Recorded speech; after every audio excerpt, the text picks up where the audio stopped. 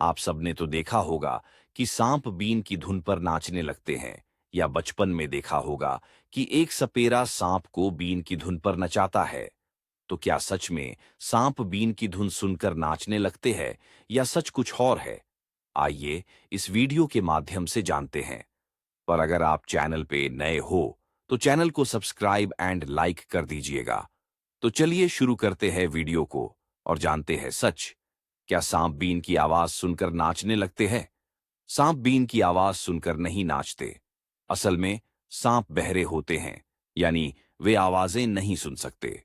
तो फिर वे बीन की धुन पर कैसे प्रतिक्रिया देते हैं? सांप की सुनने की क्षमता। सांपों के कान नहीं होते हैं। उनके पास केवल आंतरिक कान होते हैं, जो जमीन से आने वाले कंपन, वाइब्रेशन को महसूस कर सकते हैं।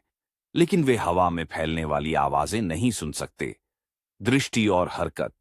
जब बीन बजाने वाला बीन हिलाता है और धुन बजाता है, तो सांप बीन के हिलने की दिशा में और बीन बजाने वाले की हरकतों की ओर देखता है। सांप की आंखें हरकत को पकड़ने में बहुत अच्छी होती हैं। आत्मरक्षा।